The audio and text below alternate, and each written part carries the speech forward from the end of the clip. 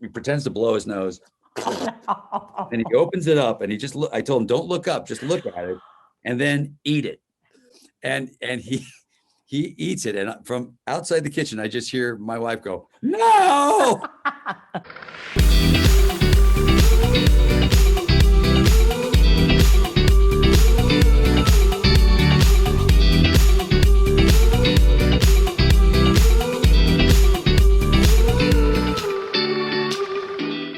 Congratulations on this, first of all. My friend actually was on your Iceland safety team, Oscar. He claims he helped find that ice cave for you guys. Oh, that ice cave is unbelievable. It looks like a set. It looks fake. It's gorgeous. Yeah. Correct me if I'm wrong, though. When you were shooting those scenes over there, were you thinking, God, a trip to Arizona would be so great right now? You know what I kept thinking? I remember sitting at the Phoenician Hotel outside in one of those little cabanas, sipping a warm something like with an umbrella in it. That would have been a little nicer than on a glacier.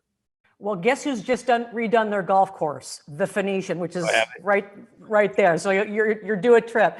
I can't rave enough about this young actress that you found, and I don't know, how do you audition somebody who doesn't really speak? I mean, she maybe has one line. How do you audition someone and find her? We auditioned about 200 kids, and we met them, and we just play with them. I'd go outside and I'd play with them and say, okay. And then the only thing you had to do was see if they could do fear, because fear is a hard thing for any actor to do. So I would go, okay, you're really scared. And literally Caoilinn I'm telling you, all of the other actors in the movie were all wonderful professionals. Every take I did with her was one take. And so I would go to the guys and go, the 7-year-old did it in one take. So get your act together. Then you wrap her in this parka, and you couldn't make her any cuter. And I just wanted to take her home with me. Well, you needed her to be, she was a little sausage in that thing with goggles on, because it was really cold there. So we needed to really wrap her up. I loved her. I thought she was excellent. Okay, I had to laugh out loud. There's a scene with Felicity and David. The first time you kind of see them, she's ticked off because she had a dream that he left her on K23 and she's not speaking to him. I hate to admit this, but that's happened where I'll have a dream and I'm ticked at my husband so we don't talk the next day. Has that ever happened to you? It happens all the time. I had one the other day. My wife woke up and she said, I had a dream about you. And then she got up and went to make coffee. And I was like, I didn't do it. I'm innocent.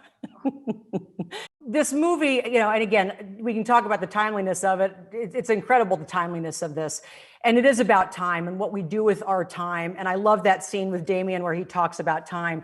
You've done so many things. Is there something, and I know we're a little bit limited right now, is there something that you're not doing with your time that you've always wanted to do? Well, there's a lot of things we're not doing with our time right now. Obviously, I'd like to be with my mom and dad in Kentucky. I'd like to be spending time with my friends. That kind of time. It reminds us how important that is right now. And if there's anything good that can come out of this, it is understanding what's important in life, and actually understanding what an essential worker actually is, and how important they are, and how essential they are. There's plenty of things that I don't do enough of, but I'm getting better at it, because I'm spending more and more time with my kids, which has been good fun. You have to, you're losing or missing out on things that, I'd like to be working on at our foundation more, because I have, I spend about 30% of the day every day on it right now. And we're, chasing down war criminals and, pulling all their money out of their pockets and stuff, and trying to get them thrown in jail. My wife is just doing amazing work with getting journalists out of jail. And so there's a lot more stuff I'd like to do. Like I'd like to go sit in courtrooms and that kind of thing, monitor courtrooms, but I'll get there. It's just about time. You put us all to shame, honestly, you and your wife. I know they just wrapped me, but quickly, there's an amazing moment with Caoilinn that takes place at a kitchen. And I just love this scene. I don't want to give anything away, but is there something kind of silly that you do with your kids that gets them every time, that just makes them giggle? Well, yeah, we do a lot of like insane stuff with the kids now, because I teach them pranks to go play on their mother. And yesterday was the newest one, which is I take a little bit of banana and I smash it up and then I put it in a napkin.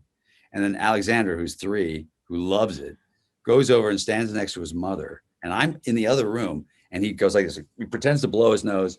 And he opens it up and he just I told him, don't look up, just look at it and then eat it. And he eats it. And from outside the kitchen, I just hear my wife go, no. Enjoy. Well, remind me one day to tell you about a similar story involving brownie mix, my husband and my stepson. You don't even want to know.